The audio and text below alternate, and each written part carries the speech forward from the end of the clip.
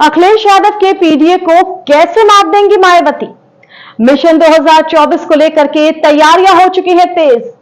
PDA की काट के लिए मायावती कौन सा नया फॉर्मूला तैयार कर चुकी हैं? नमस्कार, बहुत स्वागत है आपका एनबीटी ऑनलाइन में। आपके साथ मैं हूं ऐश्वर्या। लोकसभा चुनाव 2024 को लेकर के तैयारियां तेज हैं। पॉलिटिकल पार्टियां कमर कस रही हैं, फिर चाहे वो सत्ता पक्ष हो या विपक्ष।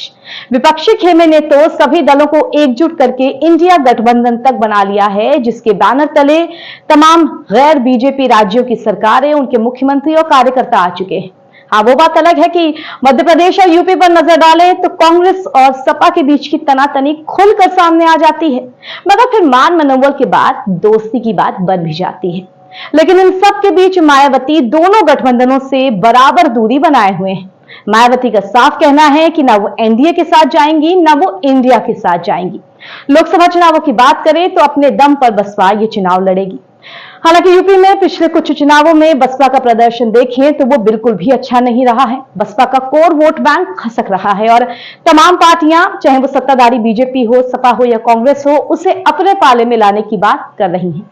लेकिन इन सब के बावजूद मायावती अपनी बात पर अड़ी हैं कि अगला लोकसभा चुनाव बसपा अपने दम पे ही लड़ेगी। इस बीच अखिलेश यादव अपना पीडीए समीकरण लेकर, यानी पिछड़ा, दलित और अल्पसंख्यकों को साथ मिलाकर मायावती के कोर वोट बैंक में सेंध लगाने की कोशिश कर रहे हैं। तो दूसरी तरफ मायावती भी मैदान में उतर चुकी हैं और उन्होंने इस पीडीए की काट ढूंढ निकाली है। जी हां, मायावती भी अब कमर कस चुकी हैं। अब 2024 के लोकसभा चुनाव में सपा मुखिया अखिलेश यादव के पीडीए की काट के लिए बसपा सरकारी विभागों में बैकलॉग भर्ती, साथ ही पदोन्नति में आरक्षण को हथियार बनाएगी। बसपा इन दोनों मुद्दों के सहारे दलितों, पिछड़ों और अति पिछड़ों को अपने साथ जोड़ने का काम करेगी।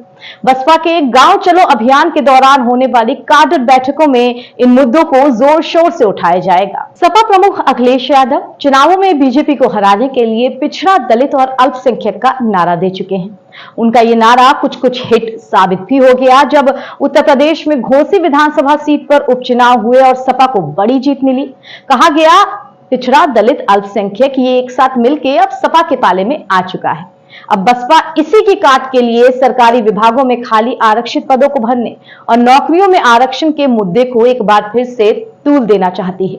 बसपा के बड़े नेताओं का मानना है कि ये वो मुद्दे हैं जो उनका कोर वोट बैंक उनके पाले में वापस ले आएंगे। इसके अलावा बसपा मुस्लिम बाहुल्य सीटों पर इसी जाति के उम्मीदवारों को उतारने का भी मन बना रही है। यहां मंडलीय प्रभारियों को निर्देश दिए गए हैं कि जातिगत समीकरणों को ध्यान में रखते हुए उम्मीदवारों की एक लिस्ट तैयार की जाए और उन्हीं उम्मीदवारों पर ज्यादा फोकस किया जाए जिनकी अपने क्षेत्र में अच्छी पकड़ हो और वो उस क्षेत्र के बहुसंख्यक आबादी का नेतृत्व भी करते हो। तो देखते हैं कि चुनावों में बसपा का ये फॉर्मूला कितना काम करता है। फिलहाल ये थी सपा और बसपा पर हमारी स्पेशल रिपोर्ट। यूपी की तमाम छोटी बड़ी खबरों से जुड़े रहने के लिए आप बने रहिए एनबीटी ऑनलाइन के साथ। नमस्कार।